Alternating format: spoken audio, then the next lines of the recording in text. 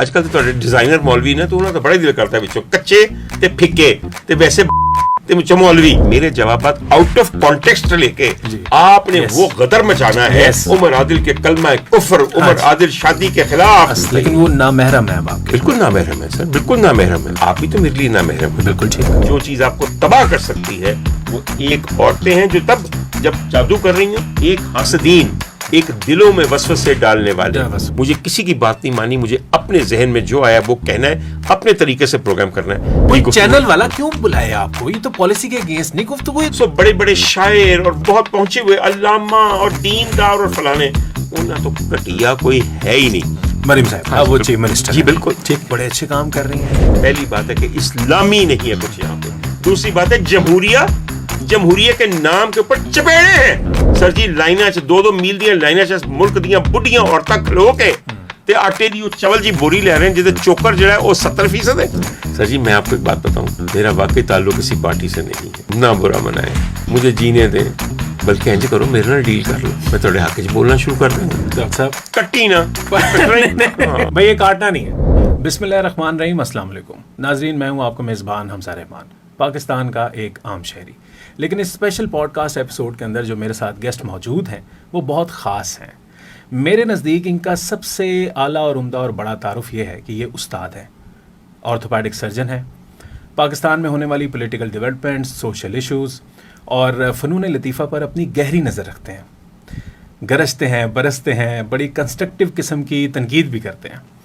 ये बोलते हैं, आप लोग इन्हें सुनते हैं और अपनी राय मुरतब करते हैं। मेरे साथ मौजूद हैं the one and only doctor Umar Adil. बेइंतहा मेहरबानी हमजा, आपने बहुत अच्छा तारुफ करवाया और अपने तई मेरी तारीफ करने की कोशिश की, मगर थोड़ी सी कसर छोड़ गए, थोड़ी सी कजी मार गए हैं। आपने कहा कि आपकी नज़र में मेरी इज्जत इसलिए कि मैं उस्ताद हूँ। सर जी उस्ताद से ज़्यादा जिस चीज़ पे मुझे फ़ख्र है वो ये है कि मुझे रमज़े मसीहाई मेरे मौला ने लगाया हुआ है। हजूर वाला उस्ताद आपको सबक दे सकता है, शिफा नहीं दे सकता। तो मेरी नज़र में कहीं बेहतर बात यह है कि मैं दुखते की रग पे हाथ रख के और 2-3 दवाइयाँ मल के उसकी दर्द दूर कर सकना वा। हजूर वाला यकीन कीजिए, अगर उस्ताद भी अमल ना हो तो फिर उसकी उस्तादी और उसका सबक बेकार है। सो ख़वातीन हज़रात बुरा न मानिए, जहाँ लोग मेरी तारीफ़ में कसर छोड़ देते हैं और अक्सर छोड़ देते हैं, वहाँ मैं वो कसर खुद पूरी कर देता हूँ। और क्या हर्ज है इसमें? जी फरमाइए। कसर वाला टॉपिक भी बहुत अहम है और बहुत बड़ा बिल्कुल। डॉक्टर साहब जिंदगी का मज़ा आ रहा है सर, इस कदर लुत्फ आ रहा है कि मैं यकीन कीजिए मैं अल्लाह को हाजिर नाजिर जान के कहता हूँ और कानों को हाथ लगा के कहता हूँ कि मैं इस काबिल नहीं जितना करम है मेरे मौला का मेरे हाल पे। उसकी बहुत सारी वजूहात हैं सर। मैं उम्र के जिस हिस्से में हूँ, खुदा का शुक्र है कि औलाद साले जैसी नेमत मेरे मौला ने मुझे अता की और इस काबिल किया कि उनको पाल पोस के बड़ा करके पढ़ा के अब उन पे उनकी शादी का फिक्र डाल दिया है। एक तो सर फराइज की यूं अदायगी ये सिर्फ उसकी दी हुई इनायत है। उसके बाद सर एक खातून से मेरी शादी हुई जब मेरी उम्र बहुत छोटी थी और इस बात को अभी अब 30 साल से हजूर वाला एक कत्ताला आलम किस्म की खातून मेरी बेगम बनी जिनसे मुझे शदीद मोहब्बत थी। सर 25 साल हम बेइंतहा खुश एक साथ रहे। 25 साल के बाद उनको मेरे हाल पे रहम आ गया। दरअसल रहम तो ऊपर उस रहमान को आता है, वो दिल में डाल देता है अपने बंदों को। उन्होंने मुझे बखुशी तलाक दे दी और उस दिन से मेरी लिबरेशन शुरू हुई। उस दिन से मुझे पता ये चला कि कोई भी ताल्लुक जो है, जिंदगी भी हमेशा के लिए नहीं है, दवाम नहीं है, इसकी एक मुद्दत मियाद है। जब वो मुद्दत पूरी हो जाए तो इसे कबूल कीजिए, इसलिए कि जहाँ तक था वहीं तक था। एक बात आपको दूं, ये मिसाल मैं पहले भी दे चुका हूं। आप जाके दवा की शीशी खरीदते हैं, आपको बेइंतहा दर्द है, उस दवा में से आप हर रोज एक कतरा पानी में डालते हैं, आपकी दर्द वो दूर करती है। एक दिन आएगा कि उस दवा की शीशी के पीछे एक्सपायरी डेट लिखी हुई होगी जो आ जाएगी। अब अगर आपने उसका कतरा पानी में डाला और पिया तो यकीन कीजिए आप पे उसके जहरीले असरात शुरू हो जाएंगे। तो अगर कतरे वाली शीशी दे अंदर ए कुछ है वे तो सोचो दो बंदियां दे ताल्लुक विच क्या टॉक्सिसिटी पैदा नहीं होती।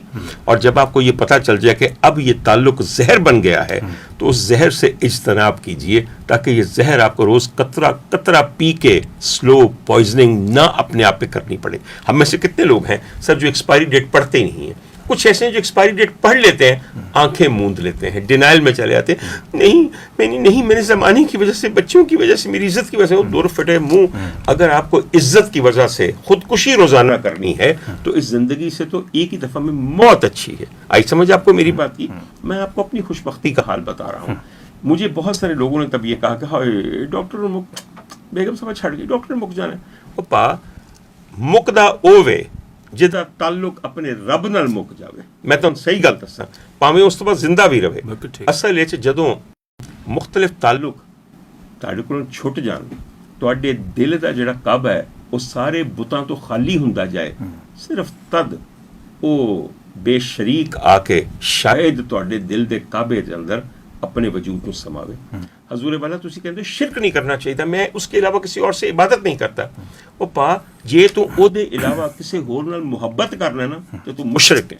اور او ایسی تگڑی محبوبہ ہے جیڑا میرا پروردگار اتنے بیٹھا ہے, وہ کہندا کر لے پہلے ماں باپ دی محبت, پھر ووٹی دی محبت, پھر او دی محبت, پھر او دی محبت, پھر اولاد دی محبت, پھر دنیا دی محبت, پھر پیسے دی محبت, پھر شہرت دی محبت. جدوں ساریاں محبتاں نے تیرے دند کھٹے کر دیتے نا تے ہائے ہائے پکاریں گا, فلاح فلاح پکاریں گا, سکون سکون پکاریں گا. اودن جے میرا دل نرم ہویا تیری کسی ادا تو تے پھر میں اپنا ناز بردار قدم تیرے دل دے خالی کعبے چ رکھاں گا. تے جے اتنے 360 پہلے ہی بت ہوئے نا تے آندی میری جتی. آئی سمجھتا ہوں میری گل دی؟ حضور والا ایک بیگم ہے گھر بیٹھی پتہ کئی شک بھی کرتی, ارے کتنے چلا گیا, پتہ نہیں کہڑے کام پہ گیا, اینی دیر نال کیوں واپس آئے گا, واقعی انٹرویو کرے کہ نہیں. او پا یہ جب آزادی ہو جاتی ہے نا, اس سے زیادہ ذہنی سکون اور یکسوئی کسی کو حاصل ہی نہیں ہو سکتا. میں بالکل ایک بہت اطمینان سے ایک بات کہتا ہوں, یہ نہیں ہے کہ اپنے متعلقین کی محبت سے میرا دل خالی ہو گیا ہے, مگر سمجھ یہ آ گئی ہے کہ تمام محبتوں سے, تمام تعلقات سے اتم, ان سے کہیں آگے اپنے رب کے ساتھ تعلق ہے. آپ نے کہا زندگی کیسے گزری, میں آپ کو بتاؤں کیا, میں ایمانداری سے حلفاً کہتا ہوں سر, رات کی کسی تنہائی میں جب میری آنکھ کھلتی ہے, میں آپ کو ایک چھوٹی سی بات بتاؤں سر, میں اپنے ارد گرد دیکھتا ہوں تو میں سوچتا ہوں یا اللہ یہ نعمتیں, یہ سکون, یہ دل کو ٹھنڈ, میرا دل کرتا ہے میرا رب میں کتے مل جائے نا جاندے جاندے, خدا دی قسم میں جفا پا لواں تے چھڈا نا. میں کہنا چھڈنا ہی نہیں تینوں, تیریاں پپیاں لینیاں نے پروردگار, تیرا شکر ادا کرن دا مینوں طریقہ نہیں آندا, سلیقہ نہیں آندا, جو کچھ مینوں آندا ہے میں او کرنا, سچی جڑی گل ہے. اور سر جی میں اپنے دیکھنے والوں کو بھی یہ چاہتا ہوں کہ ایک چیز آپ کو بتاؤں, ہم میں سے کچھ لوگ کچھ سلیقہ سیکھتے نہیں ہیں. حمزہ ایک سلیقہ ہے, اس سے رابطے کا سلیقہ. رابطہ اللہ تعالیٰ کے ساتھ صرف عبادت کے ساتھ نہیں ہے, عبادت اللہ سے رابطے کا پریلیوڈ ہے. یعنی کہ ماحول بنانا, اسی کہنے ہیں جیسے ماحول بنا لیے تو پھر گل کریں گے دل دی پیش. جب ماحول بنا تو پھر مدعا زبان پہ آئے گا نا, سیٹنگ کر کے, سمجھ آ رہی؟ تو سر عبادت بنیادی طور پہ اپنے پروردگار کے ساتھ آپ کی پہلے سیٹنگ ہے, آپ کا ماحول بننا ہے, اس کو اپنی طرف راغب اور متوجہ کرنا ہے. میری بات سمجھ رہے ہیں؟ اس کے بعد اصل مدعا سامنے پیش کرنا ہے. حضور والا مدعا پتہ ہے کیسے پیش کرتا ہے سیٹنگ کرنے کے بعد بندہ؟ دعا کے ساتھ. سر دعا ہی تو آپ کی خواہش, دعا ہی تو وہ مانگ ہے جو آپ نے اس کے سامنے رکھنی ہے, دعا ہی تو وہ چیز ہے جو اس نے پوری کرنی ہے, اس نے قبول کرنی ہے. مجھے بتائیے اور کیا ہے؟ بالکل ٹھیک. اور سر دعا مانگنے کا سلیقہ نہیں آتا. ہمیں نماز سکھا دی گئی ہے کس طرح پڑھنی ہے. پیر پورے جوڑنے نے کہ اینی جگہ رکھنی ہے, انگلیاں قیام میں ایسے رکھنی کیسے رکھنی ہے. دعا کا طریقہ نہیں سر, دعا کا طریقہ نہیں ہے سر, دعا کا طریقہ خود تلاش کرنا ہے سر. محبت کا سلیقہ بھی تو خود سیکھنا ہے. بالکل سر جی, دعا مانگنے کا سلیقہ جب آ جائے تو کوئی لطف آتا ہے, مانگنے والے کو بھی اور دینے والے کو بھی. اس کا دل نہیں کرتا کہ میرے نال انج سوار کے دعا منگو, انج دے واسطے دیو, انج دے وسیلے وچ پاؤ. تو بیٹھے ہی بانٹ رہے ہیں سر, بانٹنے کے لیے بیٹھا ہے. مگر پتہ ہے کیا کہتا ہے؟ کہتا ہے کہ گڑ گڑا کے مانگو, رو کے مانگو, گریا پسند ہے. اور سر آنکھوں میں آنسو تب آتے ہیں جب محبت ایک ایسے مقام پہ پہنچ جائے کہ لفظ آپ کا ساتھ چھوڑ دیں اور سب کچھ آنسو کہنا شروع کر دیں. حضور یہ ہوتی ہے کسی کو دعا دینے کا طریقہ.